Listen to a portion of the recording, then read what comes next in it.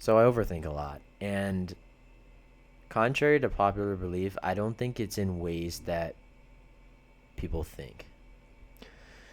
Because I think what most people assume is overthinking is the anxiety induced overthinking, where, there's certain events, maybe something happened already, but the anxiety induced overthinking makes us fixate ourselves on what we can't control. And even if we've made a decision about, let's say you got rejected by a program or something, you know what? It's okay. Like, we move on, right? That anxiety induced overthinking allows us to perseverate a lot and makes it hard to move on.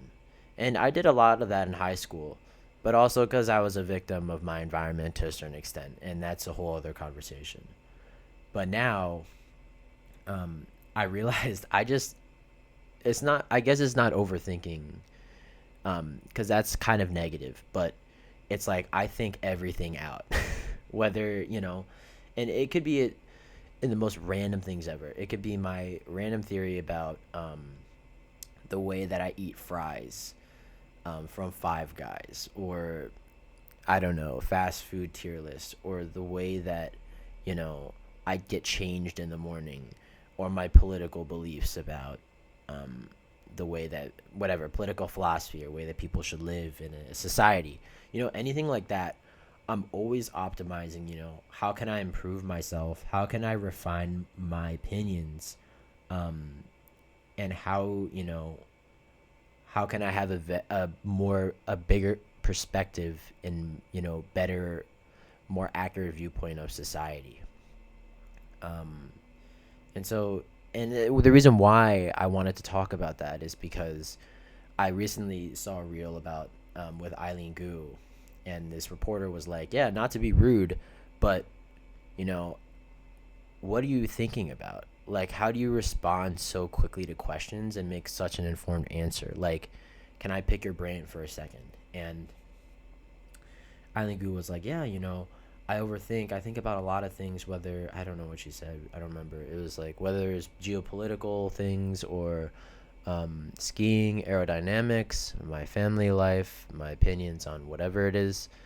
She's like, "Yeah, it allows me to improve myself a lot, my overthinking, and just constantly being pensive about things, and you can control what you think about because of your attitude, your outlook, um, and then it allows me to be proud of who I was. My little self would be proud of who I am today." And I was like, okay, that makes sense. That's kind of, I guess, what I have with the overthinking situation. But I think she also doesn't, acknowledge that overthinking brings you away from the present, whether you like it or not. And right, the present, it makes sense because the present is meant to be enjoyed, as it comes. Because, I snap my fingers and the present is a completely different, environment after a split second, right? The present is always changing. Um, and so, yes, it's very good to enjoy the present. But is it good to always be in the present and not think about anything at all? No, right? Everything's in moderation. But I think overthinking can also put you on the other extreme where you're either always thinking about the past or always thinking about the future, or a mix between the two. Because, right, when you're focusing on the past, um, right, it's good to be self aware. It's good to know in what ways, when you made a mistake, what went wrong, how to improve yourself, etc.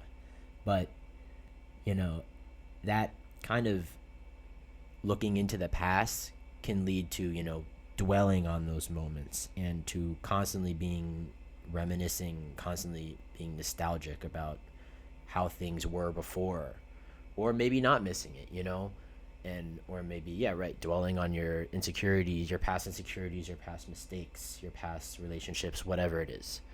And so that can lead to a lot of trouble. Same thing with the future a little bit, right? Because the future, I guess you could say it's more positively oriented, right? Because you're like, yes, let's make this place better, or like let's make my life better. My life's not working in these 5 ways. Like, let me, improve now, so in the future it will be great. I'm looking forward to it. Or it's like I'm dreading the future. I don't want to get a job. I don't want to live a life by myself. I don't have kids. I don't want to grow up, etc. that can get also very dangerous, because then you're not enjoying what you do have now, right, in the present, and how far you've come. And so there's a really fine line between, you know, thinking about things and overthinking. And I think, right, especially as an overthinker myself, I tend to trust my intuition, because, when I think things out, I don't know, I could just read the room, maybe better than the average person. And so I tend to trust my gut feelings, my intuition. Issue with that is that, that overthinking and trusting myself too much, when I'm unhealthy, I will also tend to trust myself. And so then when you have bad thoughts, circling through your brain, you know, when your day to day life is kind of rocky, that can lead to a lot of trouble and a lot of, either perseverating or, negativity, um, unreasonable amounts of negativity. And so, yeah, it's all a balance. And I think, right, overthinking is great. I think I enjoy, having opinions about things, and I enjoy, thinking things through, or thinking, why am I doing this, right? Um, and maybe I'm not the guy with all the statistics in the political debate. Like, I don't study that all the time. But, you know, my mind just brings me to weird places, right? And when I talk, I've probably said, maybe I don't even, sometimes I don't even realize I have like a built out and well thought out opinion. But when someone asks me about something, I just talk, and it feels like, oh, I've been thinking about this for forever. But the reality is no. If I had to tell you what I thought about every day, I wouldn't remember and I wouldn't know. So it's just kind of interesting. Because, yeah, and even if things aren't backed by evidence that I specifically thought of and tried to find on the internet, it's usually backed by some philosophical or some well thought out response. And so, yeah, it's good in many ways. Overthinking is great when it's healthy.